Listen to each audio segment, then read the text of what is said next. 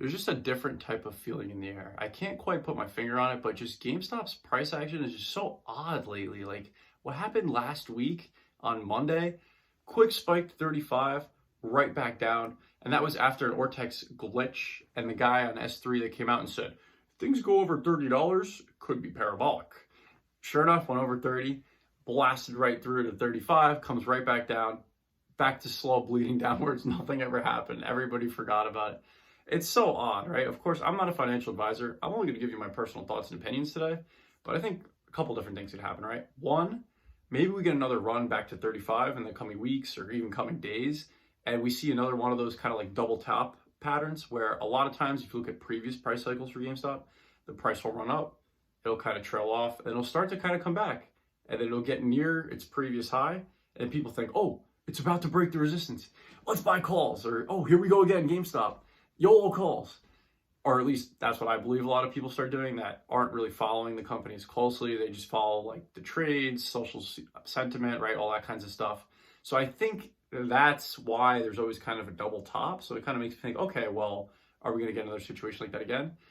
Furthermore, how could the stock just move so sideways for so long? It's like it can't be pushed lower, but it can't be let higher. So we had to do a quick rollovers, like swap cycle of some sort, right? It's so weird right now. Like things are just so weird. But this is all while the company is just growing and thriving and really trying to become a staple to Web3 and gaming. And this is at a time where I think a lot of people forget, or maybe I forget just because like NFTs to me, I'm like, I see the purpose, right? I see what they really are. An NFT to me is a digital asset. An NFT to your average person off the street, oh, those are those pictures of the monkeys that people used to buy for like $20,000. Now they go for like $1,000.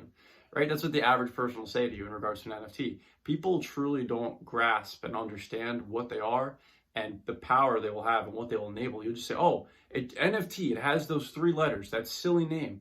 But it's so much more. It's what it actually is in the digital landscape. It's just called an NFT because it's a one-of-one unique thing.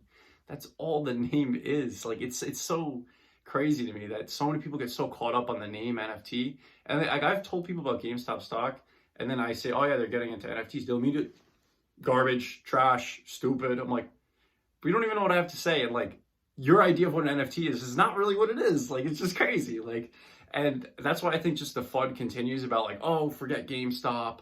GameStop is not even one of the best NFT marketplaces. But it's like, yes, this is real world use, and the marketplace is still just getting started. Like Immutable X just got on there a week ago, which by the way, that price cycle happened right before the Immutable X announcement that, okay, Immutable X chain is officially on NFT marketplace for GameStop. You can now sell your Immutable X game items on the GameStop marketplace. Yes, it just got rolled out, but it's like, okay, when you have some crazy price action, what is all the news stories going to say when you search GameStop stock? Oh, GameStop runs up this. Oh, time to forget GameStop now that it's crashing again after today's rally. Will it hold? Blah, blah, blah. Nobody's talking about the actual company. When you just look at what the company's doing and the fact individuals continue to like the stock, register shares in their own name, the price action is just all fugazi, it's a wazi, it's a woozy, you know, it's all noise. And like, I'm just definitely scratching my head about what's going on lately. But at the end of the day, I'm like, I have a good company that I believe in for the long term. So like, it doesn't matter what I see with the price action. It does not matter. I mean, it does, because if it just goes lower, I'm going to think, all right, I'm going to buy some more. This is a company I believe in at a lower price. Why would I not buy it if I still believe in it? Just some of my recent thoughts on the price action. I mean, anything can happen any day. That's what I just kind of always remind myself. And just at the end of the day, I'm trying not to always get so caught up in like, GameStop, you know, like it's so hard not to, because I just love the company and just studying what's going on. And I love all of you guys, appreciate you all so much. So at the end of the day, what I'm just saying here is just always take care of yourself.